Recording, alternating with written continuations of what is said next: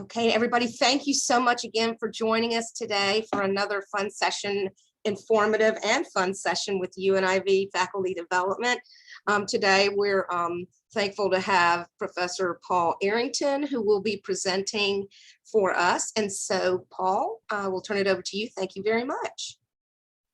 Well, good almost afternoon, everybody. I am really excited about getting to spend a little bit of time with you talking about some of the topics that I think are really near and dear to my heart with UNIV, because these are topics where I feel like you get to have a chance for really incredible conversations with students and where you can really make an impact with those vulnerable moments.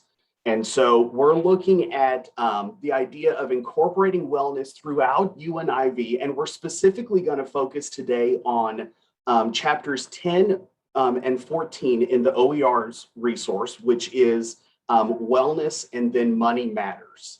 And so that is the plan for the day. And I did want to let everybody know that, there's Phil, that I will be sending out all of these resources in an email and also uploading them into the UNIV Community Blackboard shell. And this presentation is already in there. And I've got some links to a couple of activities that I use, to some videos that I've used in the past. And Amy's just put the link to the chapter about wellness in the chat if you want to kind of look at that for a second. But any resources I have or mentioned today are free and available for anybody. So I'll make sure those are available to all of you.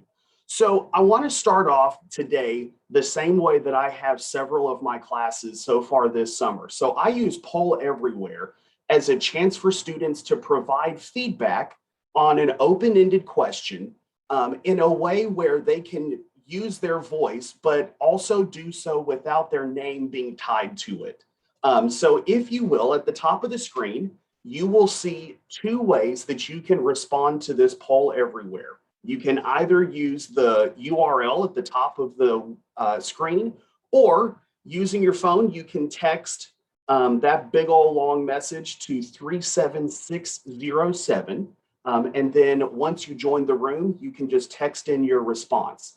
So we'll give everyone a couple minutes to share some thoughts with us about what does wellness mean to you. If there's anything I've learned from teaching this class for a few semesters, it's that wellness has a little different meaning for just about every person. And so I'd love to see some of your thoughts. And this is also just a quick and easy tech tool that you could consider using in your classes as well this fall and moving forward.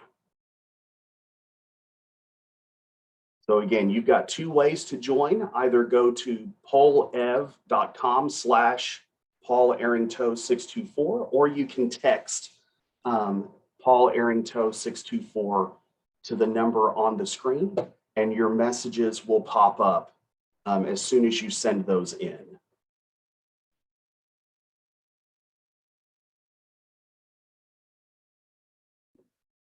All right. Everything physical, mental, emotional, etc. Taking care of your mental health. Thank you very much for sharing so far. Balance, I like that. I like that. I think that's important. Maintaining good eating, sleeping, and mental habits. I love the use of the word habits in a conversation like this. I think that's a really important thing for our students.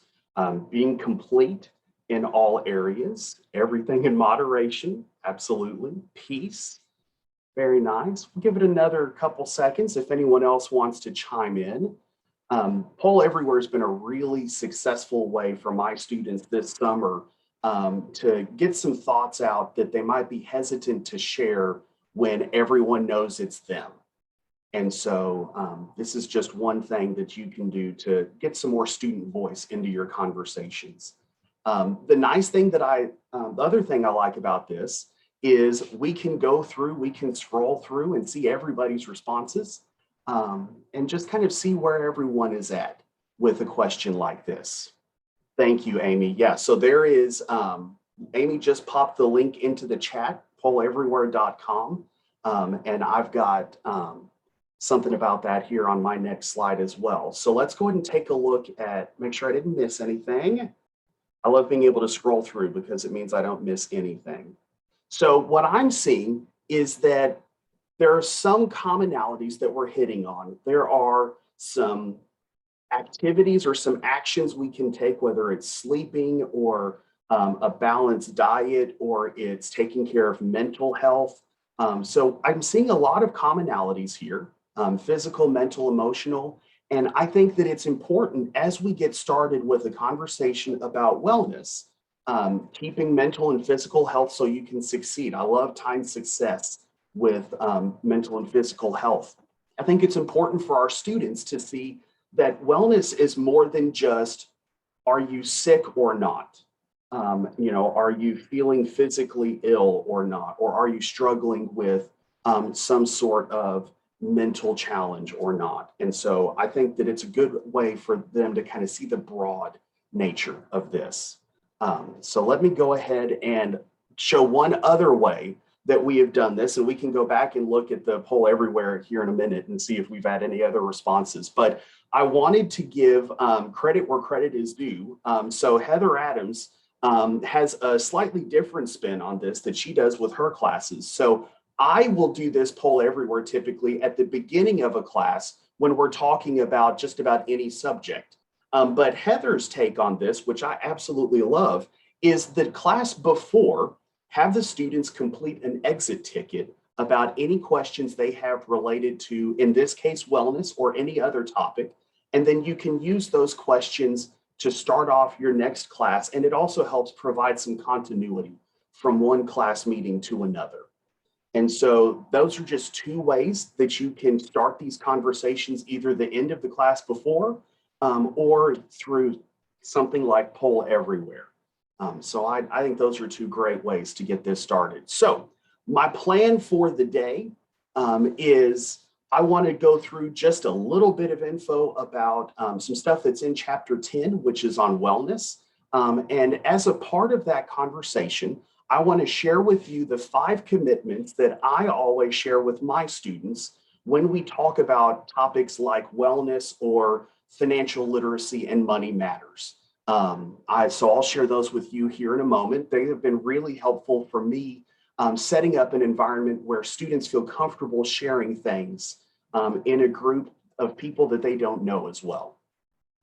There's also something that I'm going to be using in my wellness section this fall called the 8 Dimensions of Wellness that we'll look at, as well as 2 activities that my students have done this semester. One of them is a personal wellness plan. The other is a self-care plan. And then we'll pivot and we'll start looking at chapter 14, which is Money Matters, and take a little bit of a look at an activity that we do in class with that, as well as some resources that I have. So like Amy said over here, Poll Everywhere is an excellent way to get some more just student feedback. And I think it also gives us a very practical way of allowing students to use their, additional appendage that is their smartphone, but in a constructive way.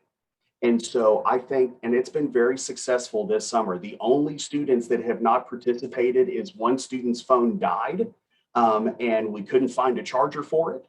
And so they had someone else text in their answers. And then I had another student who they were out of data and weren't able to connect on Wi-Fi. And so they had someone text their responses in as well.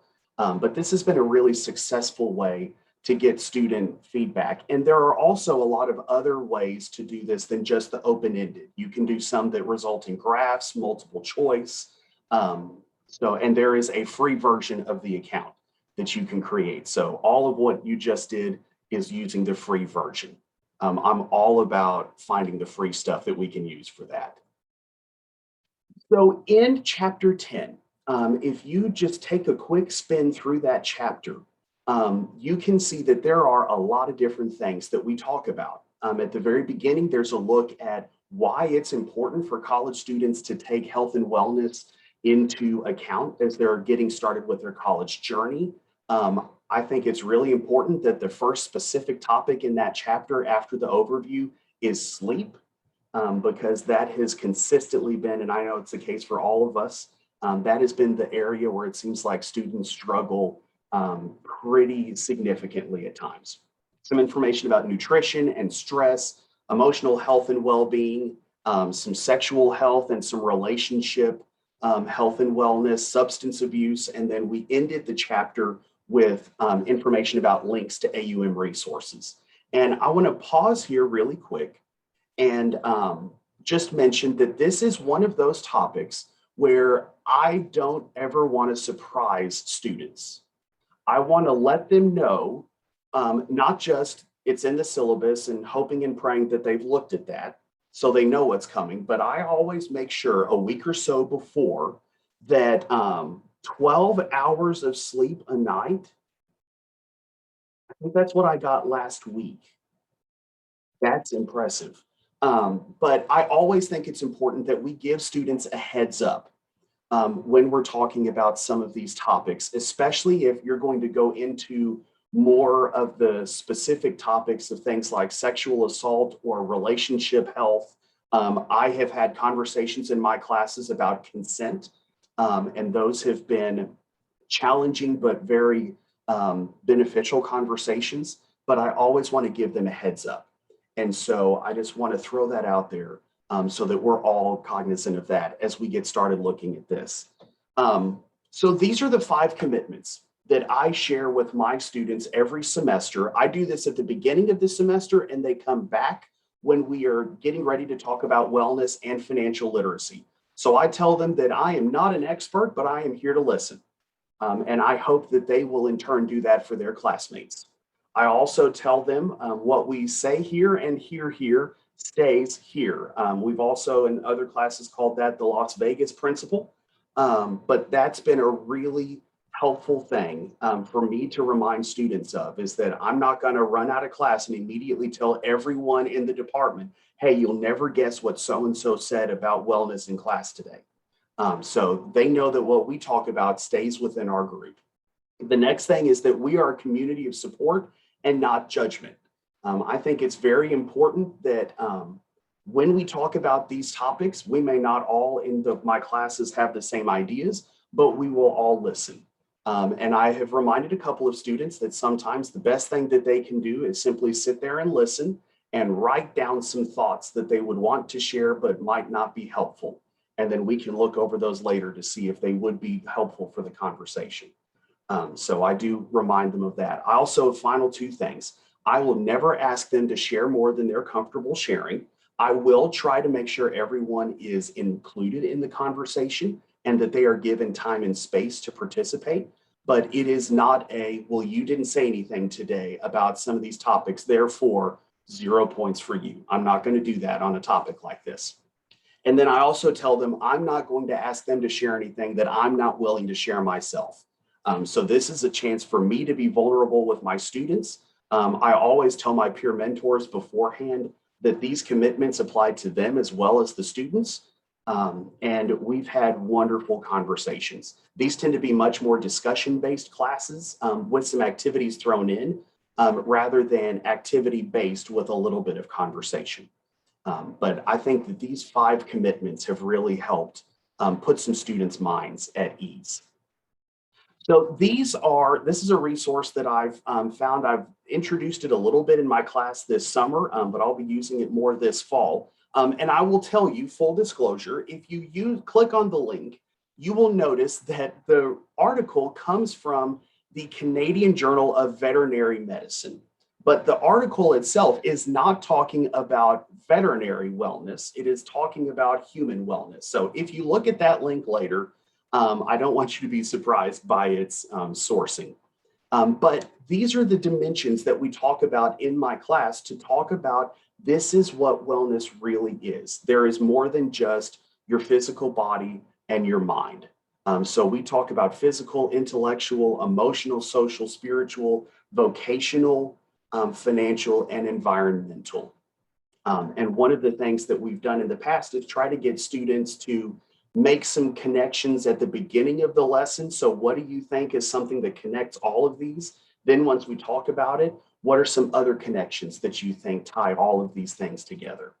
And I really do want them to see that wellness is a very interconnected topic, and you can't understand and appreciate it fully if you just look at one or two or a few of these dimensions. And I will also share that UC San Diego, I believe, it's one of the University of California schools. They have some, California Davis, sorry. They have some great resources about these 8 dimensions of wellness. So that diagram there comes from UC Davis. So I want to give credit where credit is due. But this is really important to me to get students to realize that wellness is impacted and impacts everything that they do. So a couple of things that I do, and then I'd love to open it up and see what some things that you all have done with a topic like this in your class. So we will do activities, and then I connect AUM resources to that. So that's why you see those 2 things on the screen. These 2 links will take you to the actual documents in my OneDrive folder. I'll also put them in the Blackboard shell.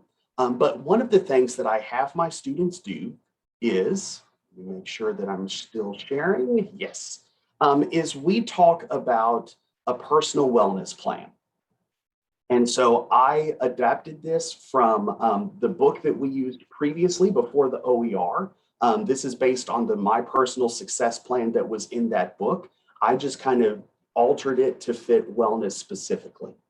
But it's really getting students to think about making goals related to their wellness and then coming up with an action plan for said goals.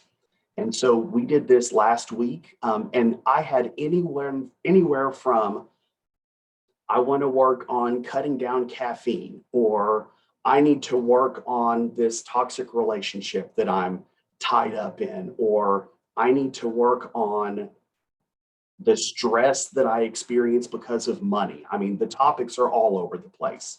But this is a really great way.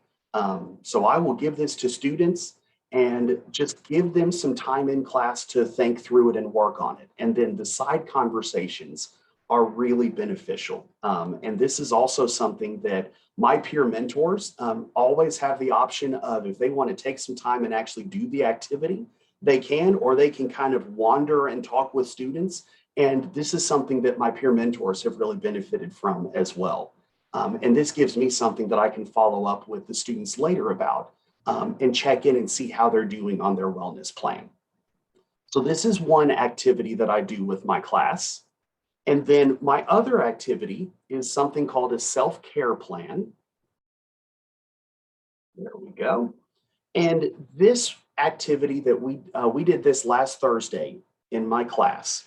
And this activity, I had a lot of other stuff planned in class, but going through this activity together, because it asks them all of the things that you see here, we had 2 really fruitful conversations. One was the importance of positive self-talk and positive affirmations, including students that just said, I struggle with this. So some of them redid their wellness plan to say, I need to practice positive self-talk. But we went through this activity together, and then I asked them for one self-care thing that they would work on each day of the following week. And then we've been checking up on that in class. And so this is another activity that's been really good for the students, and is one that I did not expect for this to be the thing that we said, okay, we're scrapping the rest of class and we're just talking through and working through this. But this has been a really beneficial thing for them. And so you will have access to both of those documents, both in this presentation as well as in the Blackboard shell. But then I always talk about AUM resources. And so I link all of these and then any other resources. We'll brainstorm some. We'll just come up with a list as long as we can to help them deal with wellness. But what I'd like to do real quick is just see what are some other things that you all are doing in your classes, whether UNIV or outside of the wonderful world of UNIV to address wellness with your students. I'm all about working together and sharing resources. So what are some other things you're doing in your classes to center wellness for your students? You're welcome to put it in the chat or unmute and share.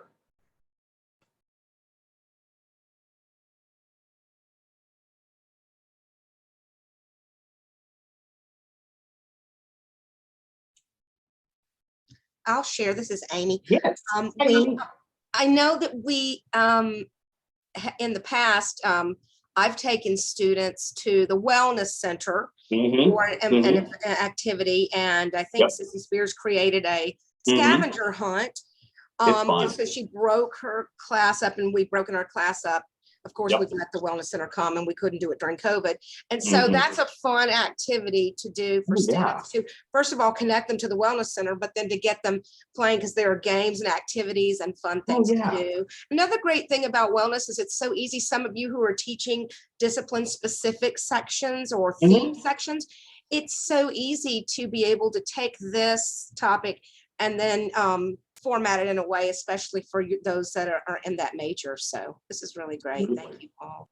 And I have done that wellness center scavenger hunt as well. And I actually turned mine into a bit of it's a way for me to find out who actually has their student ID, because they need that to get in. And so that's been a really good kind of side benefit of doing that activity. But I will typically tell them, all right, if your team finishes first, then I will go in and excuse 2 kind of low stakes activities. If you come in second, you can choose as a team 1 low stakes activity that I'll excuse. If you come in third, then I will choose a low stakes or low point activity. So that's been another fun way. And I see, so Chelsea's group goes for walks in the woods. I love that idea of kind of connecting with nature. We'll talk about mindfulness-based stress reduction activities in my classes. And that's a great one, connecting with nature. I think that's a wonderful thing. What else? Hey, I've never taught UNIV before. I teach at the School of Nursing, but I do think with wellness that it's important that the students realize it's not just absence of illness. Absolutely. So they think they're well if they're not physically ill or something's not specifically going on. And I think they have to realize that that's not always the case. So I think it encompasses more than they think. So. And I typically will, in class, I will typically kind of differentiate between health and wellness by telling them, if you look at the idea of healthcare, it is typically I'm feeling sick or I broke something, and so I am responding to something that is not as it should be. Wellness is this idea of what are proactive habits that you can form and be consistent with, where you can live a healthy lifestyle. And so I think getting them to think it's not just, well, I feel better today than yesterday, therefore that's wellness. I think that's an excellent point. And let's see, another one, taking students to play kickball or dodgeball with intramural sports. Yeah, get them outside. I love it. We've had these conversations where I'll take them outside and we'll just kind of sprawl on the quad for a little bit, kind of let them get on some grass for a bit. I think they need that. I love that. What else? Playing games sometimes? Absolutely. Doodling and coloring in some of my courses? Absolutely. I love the idea also of taking a minute at the beginning of class. There's an instructor at one of the University of North Carolina schools that I've visited with, who actually at the beginning, they take 2 minutes and they're silent centering minutes. And so there is soft music playing in the background, and it's just 2 minutes to kind of center yourself in class and kind of attempt to kind of really make sure you're fully present and aware for that class.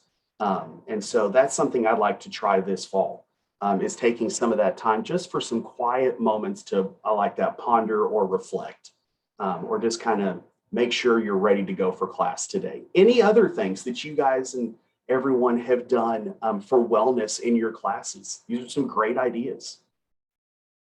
And thank you for sharing.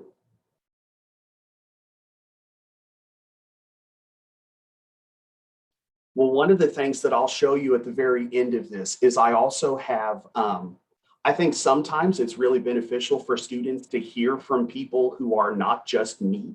And so I have some videos that I've used in class before that I have on a slide with links that I'll share with you here in a few minutes.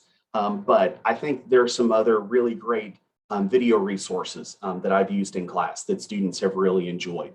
And I've had some classes where wellness takes a very, we need to talk about pretty much mental health. Some classes, it's different depending on the group. And so we'll look at all of them. But I also know there's some flexibility that I need to bring to the table with this because each group is going to need something different. And so I think that's something else that's important for us is go in with a plan, but also be flexible for and be able to read your audience to see what they really truly need. So I want to pivot real quick and share with you another thing that I have done in my class. We actually did this yesterday.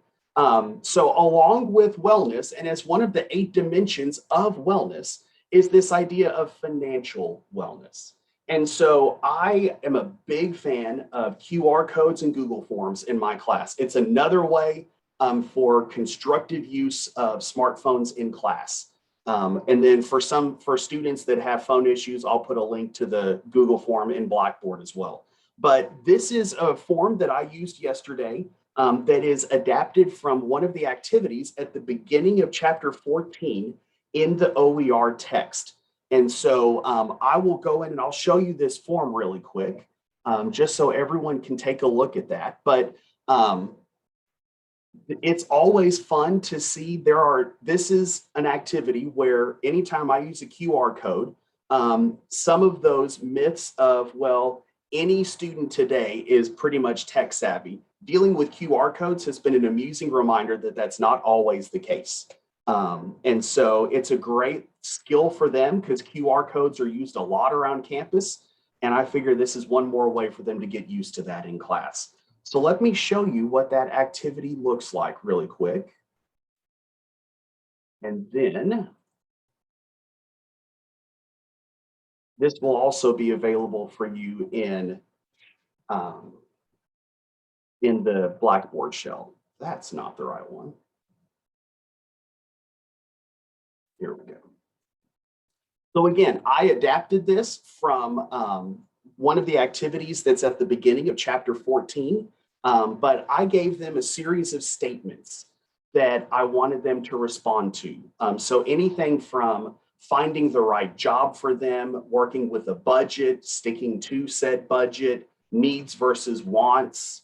I'm realizing now that apparently I duplicated that question and none of my students mentioned that yesterday. All right, that's good to know. And then personal spending, paying bills, saving money. So we went through yesterday, and what I really enjoyed about doing this through Google Forms is just like we were able to do with the poll everywhere and scroll through and see the individual but anonymous responses, we were able to go through and just look at each of these statements and see where the class fell. So I had these 8 students in class yesterday, and we went through each one of these questions. And again, every class, there's a different statement that we tend to focus in on. Yesterday, it was all about the need and importance of saving money. There was a really interesting conversation in class with a couple of students about, is it better to save money to have, or is it better instead to invest it in something? This student was thinking cryptocurrency, but all of these statements give them a really, have led to some really great conversation, which I'm sure you can tell at this point, that is what I treasure most in my classes is conversation. We'll do activities. I do very little lecturing. That's just not my skill. But we do have a lot of great conversations. And this is another activity that you'll have access to, and you are more than welcome to use or tweak to your heart's content for your own classes. So some of the things in chapter 14 that they look at, we look at goals and realities. They look at some student scenarios, which is also what my activity is that we'll look at here in a moment. This idea of making more or cutting spending, working in college, needs and wants, and then a big section at the end on paying for college with a lot of resources there. The one thing, I believe all of those links at the end of the book have been checked. Now that I think about it, I should probably double check to make sure after the website switched over that all of those links are still working. So I'll do that when we're finished here. But I will show you in that chapter, for those of you who are not familiar with the OER, with our open educational resource. So we've got a couple of videos in the chapter, but then at the very bottom, you'll see a series of purple boxes. And so there's some federal aid resources, AUM-based resources, and then external third-party resources. And so I will always have students go through these. And what's always fascinating to me is that there is always a group of students who had no idea some of these resources were available at AUM. So it's another great way of saying, it's not just important that we know how to spend our money, but that you know what you can do here at AUM to get assistance with this. And so that's been a really good thing for them to see those. But all of these links are in this chapter for Money Matters, which is chapter 14. And then I'll show you this activity that I do. And again, I'm all about, we do an activity and we tie it to resources. And so those are some of the links that we've come up with, including the newest student financial counseling link. But let me show you this activity that I use in class. It's a scenario, a couple of scenarios about Jennifer and Nick, and there should be more to said scenario than what is showing up right there. There we go. All right. So there's a couple scenarios here. One is a student who has some trouble controlling the urge to spend money they don't have and they keep getting store credit cards. This is always a fascinating conversation in class. And so that one starts off, kind of gets them thinking in general about managing their finances. And then we go to Nick's stories. And I will tell you that this is an activity that I believe Amy put in our Blackboard shell in fall of last year, and is one that my students really have enjoyed.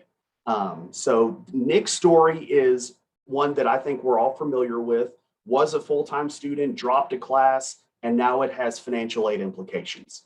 And so getting them to realize that dropping a class can have an implication on your financial aid is a really important lesson for some of them. And there have been several students who have realized, oh, I need to go talk to an advisor or the financial aid or student accounts office because I just dropped a class and I think I'm below full-time now. So I've had a few students that have had to get up and go take care of an issue that has caused.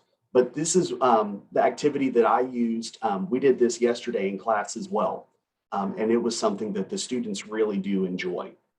And I've even told some of them that if it helps, come up with your own scenario that you want maybe think of a situation that you've experienced, pick another name, but then let's have the class problem solve and troubleshoot the scenario that's your situation, but maybe with a random name. And so I think that's been really good for them as well. And then again, all of these AUM resources that we use. So with this topic, what are some things that you all have done to address financial literacy, money matters, anything related to that? What are some things you have done in your classes that have been particularly successful for your students? I'll jump in. One of my favorites to do in class, and this is also inside the Blackboard, it's an activity where students get together in class and they form families. And then we give them scenarios where I hand them a check for, this is how much, I let them choose. This Mhm. is how much income they have each month. Then they have a worksheet that gives scenarios about someone Mhm. in their family this happened to, and they have different issues, and they have to adjust their budget and figure out what they can pay for, what they have to let go of, what they're able to do. Mhm. And they really enjoy that. So it's a fun budget I activity. like that. I like that. I may have to try that this fall. What else do some of you do? So one thing I do, it's not particularly the most fun, but I have my students sort of calculate what their starting salary will be, Okay. and then also adjust for taxes. Yeah. Because a lot of times they think, oh, I'm gonna make, $40,000 a year. That's so much. And when they Yeah. actually see what they might be bringing home and work in a car payment, and, a mortgage or a rent, they see that that's significantly less. Yeah. The other thing I do that again is not super fun, but students always have big reactions, which I can sort Uh-huh. of play off to make it interesting, is I have them go to a student loan calculator and see how much they'll be paying back if they've Yeah. borrowed loans. And we do Yeah. a couple of different scenarios, and they can see, oh wow, Mhm. that interest adds up so much. So not the most fun financial management stuff, but useful and important. And really important for them to understand, especially with student loans. And I even tell my students in my classes that I have several that'll come in and we'll talk about they want to be able to avoid student loans as much as possible. But other students that are in the class sitting right there who are using student loans. And I tell them, I use student loans to get through college. I'm still paying on a couple of my degrees. But it's a really good conversation to have with them. And I see some great things rolling in the chat. So some ideas of a couple of episodes of The Cosby Show or Roseanne that cover budgets. I love that idea of giving them a look, here's a family who's dealt with that. I love that. Having them research external scholarships and look for a list that they can apply for. Absolutely. I think that's very important. The Dave Ramsey podcast does have some really interesting resources there. And I will say, one of the videos, I think it may be the video that's in chapter 14, is a spin on something that they talk about with Financial Peace University, which is the envelope system, and getting students to be cognizant of the use of cash. And so that is something that is referenced in there. And then, yeah, it is crazy to me that they may not be as familiar, Elizabeth, with a couple of those shows. I think that is, those are great ideas. Anything else that you all are doing that has been successful with your students? And full disclosure, I'm probably going to steal all of these ideas and try them in my classes this fall. So thank you for sharing all of your ideas. Figure that's what we're here for.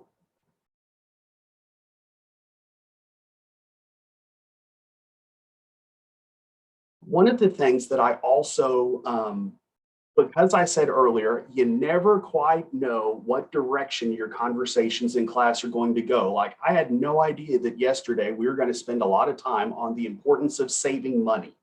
I think it's important, but I never thought that's the thing we're going to stop and talk about. Typically I think we're going to look at the AUM resources.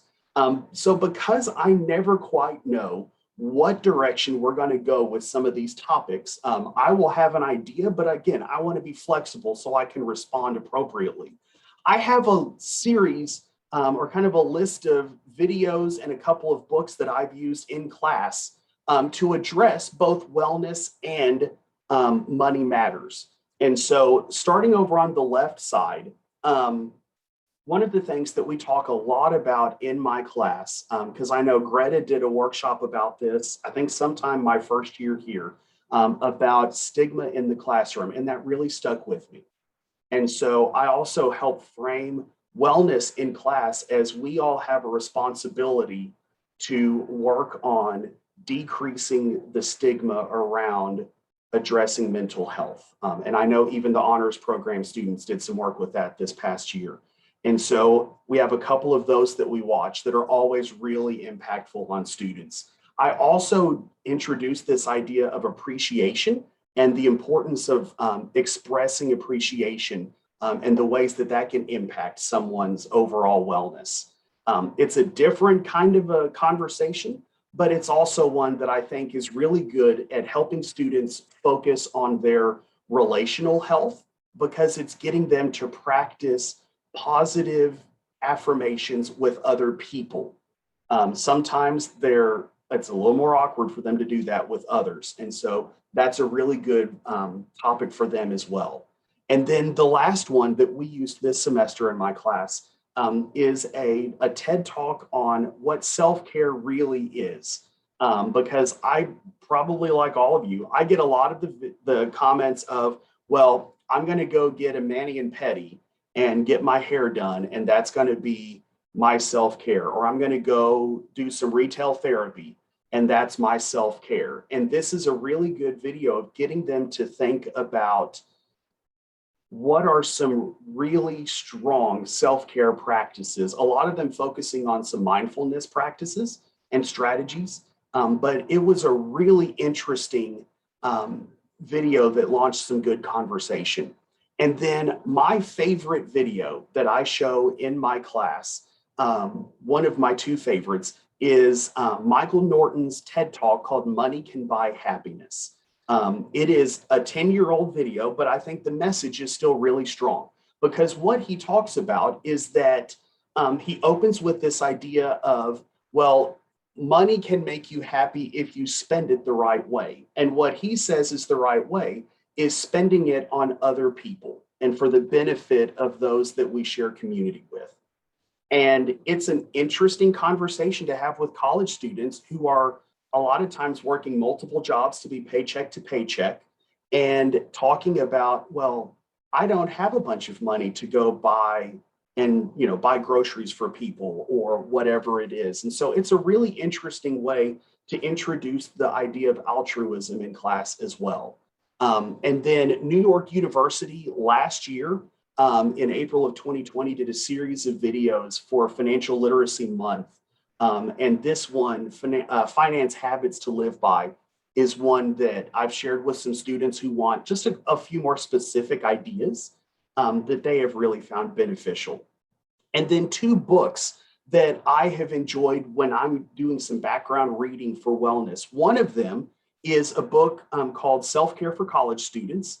It is, actually I have it right here. So this is just a collection of self-care practices that are really geared towards college students. And one of the things that I'm going to be doing this fall is I'm going to be introducing a self-care strategy at the beginning of each class, because I want them to have several strategies that they can call on when they need them. The other book that's been really interesting, partly because it comes from a medical perspective, but also someone who has a medical and a parent's perspective, is The Campus Cure, A Parent's Guide to Mental Health and Wellness for College Students. It does a really good job of breaking down the challenges that college students will face, the different ways that they can approach some work that needs to be done to work on those challenges, whether it is working with counselors or in a medical setting or accountability groups or whatever it is. But they have some great, really practical strategies. And it's just another way to show students, you know, sometimes what you need is to just have a conversation with your professor at the end of class. But sometimes what you need is to have a conversation while you're walking with your professor to the counseling center, so that you can go visit with someone over in the CHPS office. And so I think both of those resources have helped me a lot as I've worked on teaching these topics.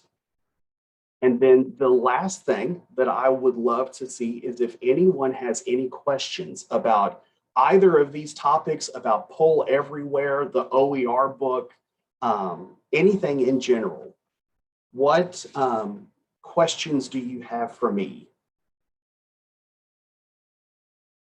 And again, unmute or put it in the chat. Either is hunky-dory with me. Well, Paul, I don't have a question at this point, but I did want to mention the Honors Juniors talked and surveyed and researched a lot about mental health. Greta would hate this, but their survey found that students don't really know much enough about the counseling center. And Okay. I'm a little surprised. They said they thought Interesting. students with mental health issues are reluctant to tell their parents or really to seek help. So I don't know the answer, but I'm going to keep working on trying to make sure that they know what's available. And yeah, so, and I'm open to ideas too. Okay. That's another great thing about UNIV is that we are connecting these students. A lot of our students Yes. come in first gen, so they don't realize they've already paid for this in their tuition. They've got counseling services, health services. The more we talk about them, the more we can connect them, the better it is for them, because they can start utilizing them, and then utilizing them will strengthen them, build their confidence, get their needs met. So by all means, use every opportunity we can to connect them with these outstanding resources. Absolutely. And I see that, Amy, you'd put in there, we've had some students in the past that worked with NAMI for some service learning projects, which I absolutely love and think is wonderful. And if I remember correctly, and I see, okay, perfect. So in the fall, I know we have World Mental Health Day. I know that fall of 19, especially, I remember some service learning projects that UNIV groups did for that. So that's another great opportunity. And then let's see, sometimes students haven't differentiated between regular kind of standard student stress from school and mental health issues. And I think what's been really interesting to have conversations about in class is the role of stress for students. And sometimes it's there as a motivation to get things done, but sometimes you can tell it's having a prolonged negative impact, and we need to call on something like the counseling center to work on that. And I've had students that have gone over there from anything for just kind of general school related stress all the way through a whole other litany of concerns. So I think it is important that we really do take time to focus on stress that these students are facing, and that we do so in a way that, as much as possible, doesn't stress them out, that we're focusing on stress. And let's see, so Dr. Clark, absolutely. There has been over the last 18 or whatever months, a profound impact of the pandemic and the distancing that has gone with that, our inability to see the smiles on people's faces. Absolutely. A lot of those challenges. I think we will have a wealth of things we can talk about this fall about stress and wellness with students that could be really beneficial. What other ideas, thoughts, comments, activities do all of you wonderful, amazing people have to share with us?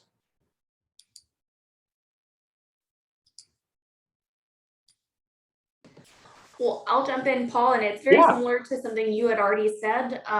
One thing I've had my students do this semester is build a self-care toolkit.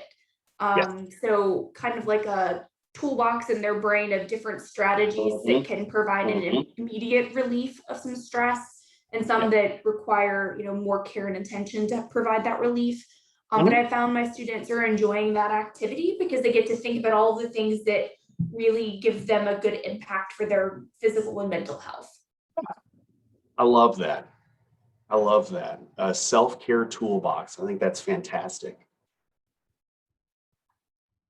Anything else that anyone would like to share about activities or ideas that they have for these? Well, then I will wrap up and just remind all of you that I will be, there are already several resources that I've put in the Blackboard shell for these topics and others.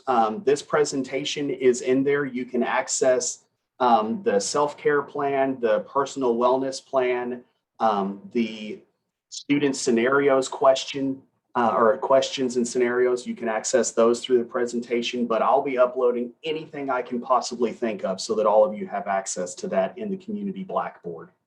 I really appreciate all of your thoughts and comments and ideas today.